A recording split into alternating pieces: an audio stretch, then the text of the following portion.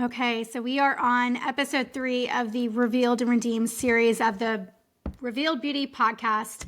I am Rachel, your host of this podcast, and I am just walking in pure obedience here doing this because I am actually a hair and makeup artist who happens to love clean beauty, and I am here speaking with you, sharing the lies that the enemy has led me to believe at a very young age, and how God gently held my hand as he showed me the truth that rebukes all those lies. And so we're on our last one on today's episode, which is probably going to be a little difficult for me to share with you, but I know that I'm going to get through because I know that God is here. He is my strength. I didn't even know that I had to get through this. And it's just a reminder that sometimes the things that we think hold the least amount of weight on how we maneuver through life and relationships actually tends to be where most of the pain that we operate out of stems from.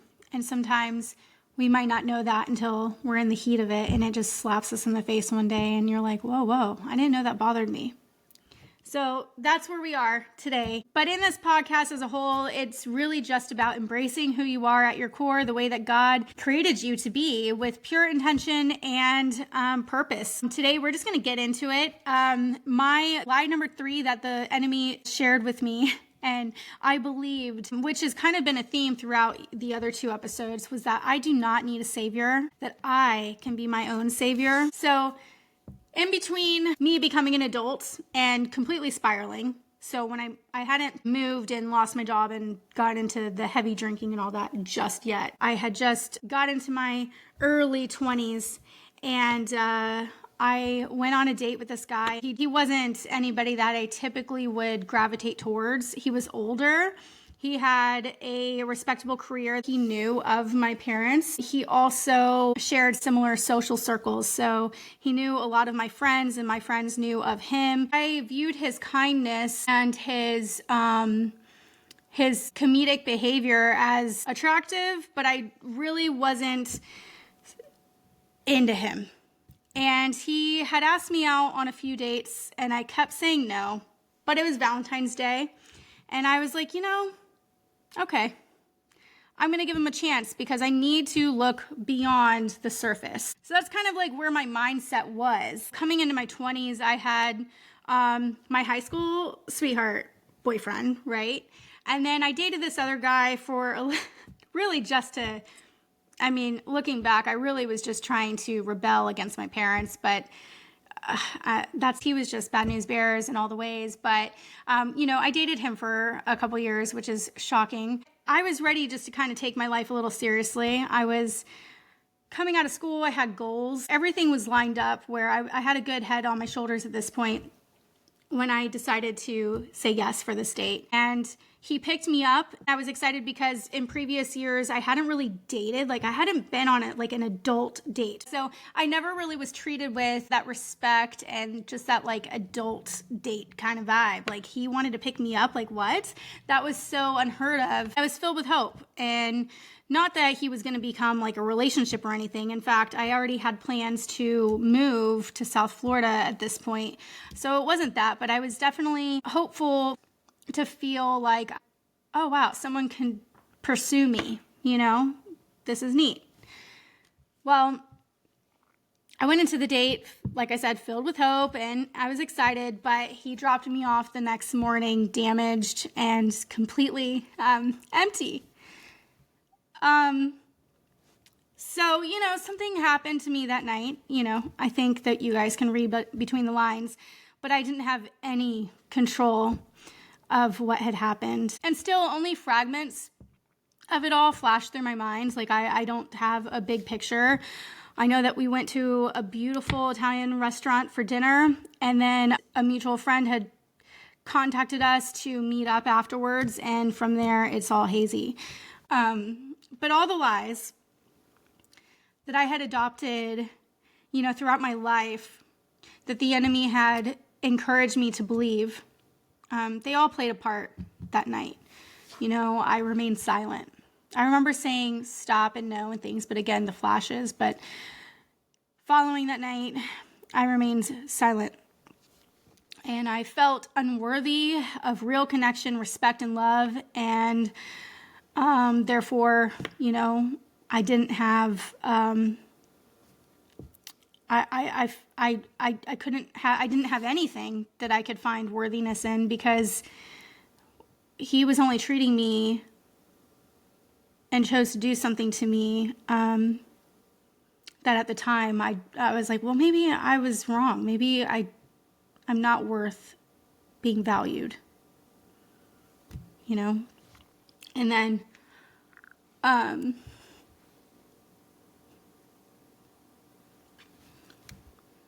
I adopted one more lie that night, that I was unworthy of a savior. And that's lie number 3. And again, the enemy, I had so much shame and guilt that stemmed from that night. The next morning, I remember swallowing it whole. I had an opportunity to tell somebody that I know could have made a difference, but I chose not to. I chose to just, dive into a world of self-hate instead. I was so consumed with the worries of ruining someone's career. Someone who was able to ruin who I was more worried about ruining his career. Well, I agreed to go on that date, so, who would really believe me? That's kind of the mentality that I adopted that night and going forward. The judgments. And so I told myself that I could live with this and that I don't need to trust anybody anymore, that I can be in control and put myself in situations that I had full control over. No one had to pick me up for any dates going forward. Like, no, I'm going to, do this, and I can move and I could do big things with my life because I have goals ahead. So I'm just going to find my worth with that, because I'll be gone and I'll be moving, and there's just no way that our paths will ever cross again, because I don't need a savior and I can just get through it on my own. And so that was the way that I lived my life up until, honestly, very recently. And I'll get into that.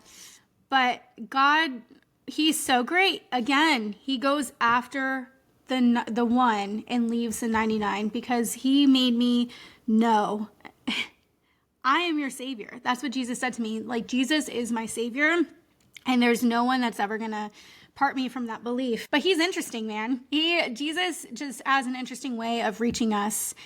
Isaiah 41:13 says, "For I am the Lord your God, who takes hold of your right hand and says to you, do not fear. Do not fear, I will help you." He has so much care for our hearts. You can't put even a simple definition on God's love. It's all the things. And I just will never be able to comprehend how great his love is and his care for our hearts. So I don't know if you struggle with the concept that God cares for you just as much as he does that person and this person and that person. He created all of us with such intention. I cannot say that enough. With such intention. He knows us so well. And all he wants us to do is just lay everything at his feet and allow him to be our everything.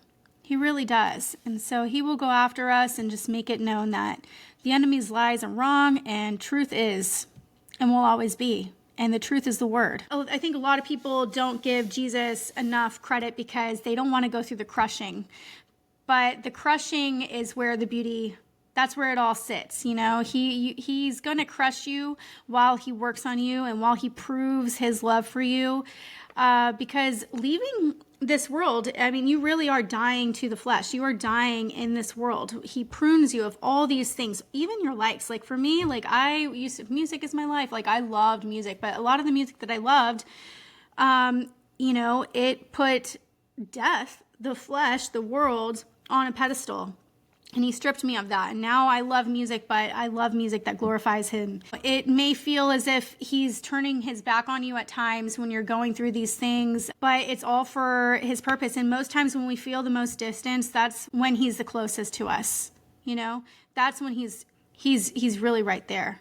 The times before I even knew him, before I even said, Jesus is my Lord and Savior, he was making sure that I had that job lined up. He was making sure that I would be surrounded by people who loved the Lord. So that way I would call my friend to set a prayer for me. So that way when I got into the hospital, I would know his strength, and that when I got out, I would have the understanding that I was worthy of a husband who loves the Lord. He puts these puzzle pieces all together. But now, flash forward, after this had happened, I was a wife and a mother of two, and I knew God. I knew him. I was saved. I was baptized. All the boxes were checked, but I was sitting in my life group and someone happened to share an experience, and for the first time in 12 years, I was triggered. And I had to excuse myself. I went to the restroom, and I just really had a hard time swallowing all that had happened to me. All these images and flashes came in my brain that I hadn't allowed to seep in there for quite some time. And I couldn't wait to get out to my car. I couldn't. But God told me that it was time, that I had to process this. And he really just pushed me through a bolted door, and he was like, no, we need to unlock this and we're going to do it together, and it's going to be hard. But we need to, because this is no longer going to give you a reason not to surrender all to me.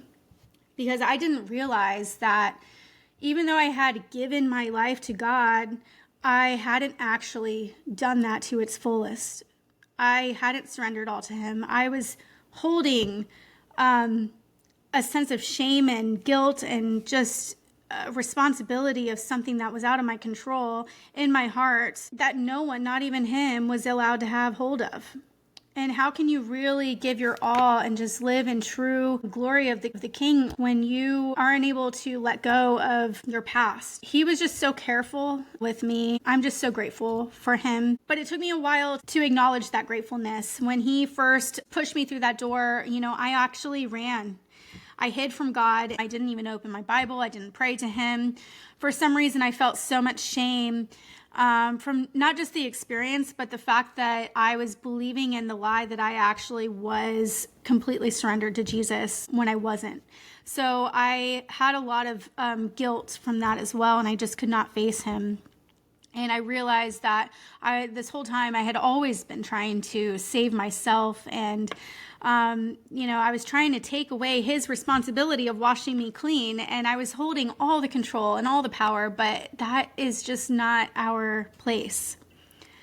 That's God's place. That's why he created us. He wanted us to live in harmony with him, and he wants to be the one to carry the load. And I wasn't allowing that. And so a year and a half later, I sit before you sharing this story with full confidence in who God is and just how he has worked in my life and how powerful and beautiful and loving he is. And, by his grace, I am saved, and by his love, I am worthy. And by his death, I am living. And I just love him. We all need a savior, and the savior can't be anyone other than Jesus himself. We can try to do things on our own, but it's never going to be done right. It won't.